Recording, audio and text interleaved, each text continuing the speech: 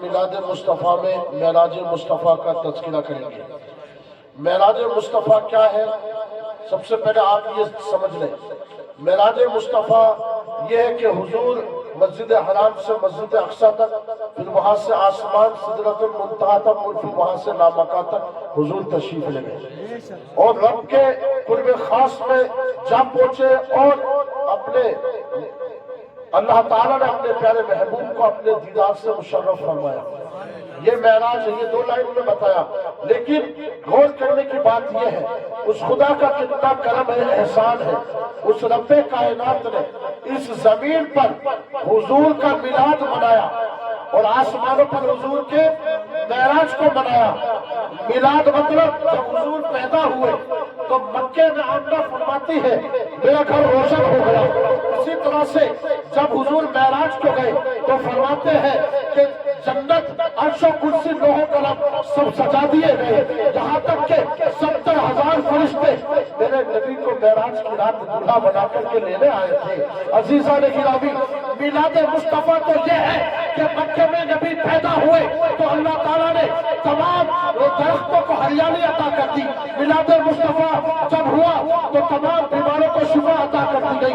میلاد مصطفیٰ یہ ہے کہ حضور پاک علیہ السلام کے صدقے طفیل ساری کائنات کو روشن عطا کر دیا گیا۔ میلاد مصطفیٰ یہ ہے کہ ساری کائنات کو ایمان کی دولت مل گئی۔ اور معراج مصطفیٰ یہ ہے کہ جب حضور گئے تو کعبے سے لے کے مسجد اقصیٰ تک نبیوں کو ایمان مل گئے، فرشتوں کو معراج کے دولہا مل گئے، اور سدرۃ المنتہا اور جنت تک کی تمام مخلوقوں کو دیدار مصطفیٰ نصیب ہو گیا۔ اور لامکہ میں جب حضور گئے تو ساری دنیا نے حضور کی رفتار دیکھی۔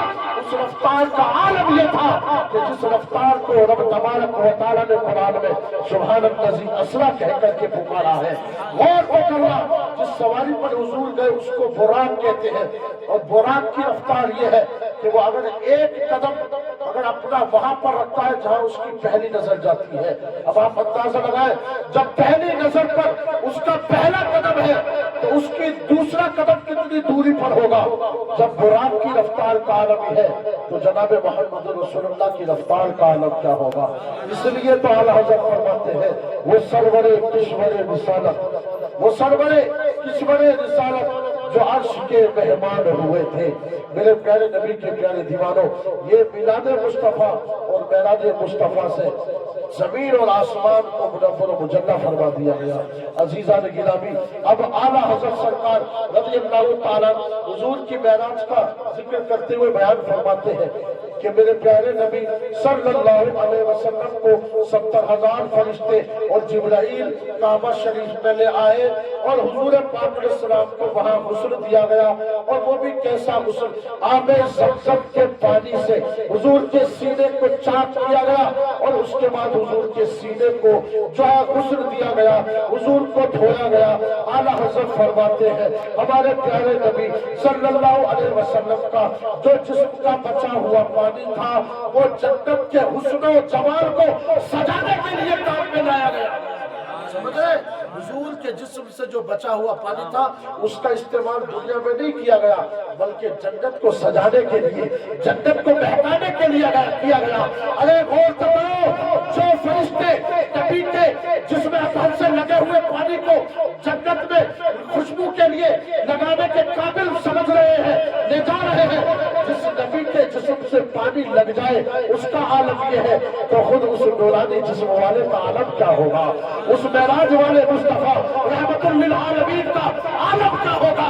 حضور کے جسم کا جو بچا ہوا پانی تھا، ستارے آسمان سے آئے اور انہوں نے کٹورے بنا لیے، اور حضور کے غسل کا بچا ہوا پانی اپنے کٹوروں میں بسا لیا۔ یہ ستاروں کی چمک حقیقت میں ان کو پیدا تو خدا نے کیا ہے، لیکن ان کو روشنی تو مصطفیٰ کے قدموں کی برکت سے ملی ہے۔ یہ ہے معراج مصطفیٰ۔ یہ چاند ستاروں کو چمکتے ہوئے دیکھنا، یہ مت سمجھنا یہ کوئی بہت بڑی چیز ہے، یہ مت سمجھنا یہ کوئی خدا ہے، یہ مت سمجھنا یہ کسی کا معبود ہے، بلکہ یہ سمجھنا یہ سب کے سب رسول کے در کے غلام ہیں، یہ سب کے سب رسول کے در کے بھکاری ہیں۔ حضور کو غسل دے کر اور سجا کر دلہا بنا کر جب لے جایا گیا تو کیا منظر ہوگا کہ مسجد اقصی میں تمام نبی اور رسول حضور کا انتظار فرما رہے تھے اور حضور نے جا کر امامت فرمائی اور اللہ تعالیٰ نے حضور کی امامت کو اس لیے وہاں قائم کیا تاکہ نبیوں کو، فرشتوں کو، کائنات کے ہر مخلوق کو یہ پتہ چل جائے کہ اب ہمیشہ کے لیے امام الانبیاء جناب محمد رسول اللہ ہے، ان کے بعد کوئی نبی نہیں آئے گا۔ رسول کریم کا سب کو امامت کر کے نماز پڑھانا اور سب کا مقتدی بن جانا اس بات کی دلیل ہے کہ حضور خاتم النبیین ہے، حضور رحمت للعالمین ہے، حضور شفیع المذنبین ہے۔ جس نبی کو دنیا میں معراج کا دولہا بنایا گیا، جس نبی کو دنیا میں خاتم النبیین کا لقب عطا کیا، تمام نبیوں کا امام بنایا، کل قیامت میں دیکھنا اسی رحمت للعالمین کو شفیع المذنبین کہہ کر کے پکارا جائے گا۔ عزیزان گرامی، یہ معراج مصطفیٰ سمجھنا آسان نہیں ہے، بس ہم عاشق ہیں تو ہمارے لیے ضروری ہے کہ ہم اپنے پیارے نبی کا ذکر کرتے رہیں۔ میرے عزیزان گرامی، اگر آج کے دور میں حضور پاک صلی اللہ علیہ وآلہ وسلم لوگوں سے کہتے کہ میں نے معراج کی ہے تو نہ جانے کتنے باطل فرقے اٹھ کے کہتے کہ ایسا کیسے ہو سکتا ہے، لیکن مکے میں ایسا ہی ہوا۔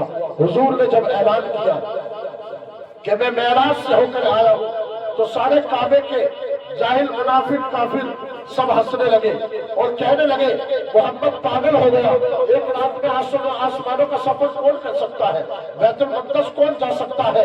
ابو جہل بڑا خوش ہوا اور خوش ہونے کے بعد کہا یہ محمد بڑے پاگلوں جیسی باتیں کرتا ہے، لاؤ جو اس کا کلمہ پڑھتے ہیں ان کو جا کر کے بتا دو کہ تم جس کا کلمہ پڑھتے ہو وہ جھوٹا بھی ہے۔ اللہ اکبر۔ ابو جہل حضرت ابو بکر صدیق رضی اللہ تعالیٰ کے پاس گیا اور کہنے لگا اے ابو بکر بتاؤ کیا کوئی آسمان تک ایک رات میں آ جا سکتا ہے، بیت المقدس تک کوئی پل میں آ جا سکتا ہے؟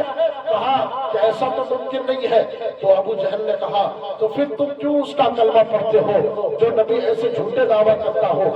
تو پھر ابو جہل نے کہا یہ اعلان محمد عربی نے کیا ہے، اتنا سننا تھا۔ حضرت ابو بکر حضور کی محبت میں جواب دینے کے لیے مکے والوں کے سامنے، کعبے کے سامنے کھڑے ہو گئے اور حضور کی محبت کا اعلان فرمایا اے لوگوں کوئی مانے یا نہ مانے، لیکن اگر معراج کی آج کی رات اگر آسمانوں کا سفر اگر محمد نے کیا ہے تو سچے ہے، بیت المقدس کا سفر اگر محمد نے کیا ہے تو سچے ہے۔ اس لیے کہ جب سے ابو بکر نے محمد کا دامن تھاما ہے ان سے بڑا امین کوئی نہیں ہے، ان سے بڑا صادق کوئی نہیں ہے، ان سے بڑا زبان کا پکا امانت دار کوئی نہیں ہے۔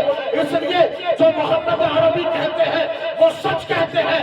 ابو بکر کی اس صداقت کا اعلان کرتے ہوئے اللہ تعالیٰ نے جبرائیل کو بھیجا اور کہا کہ جاؤ ابو بکر کو مبارکباد پیش کر دو، تم نے نبی کی محبت میں صداقت کی گواہی دی ہے، اب قیامت تک تمہیں دنیا صدیق کے حق پر کہتے ہیں۔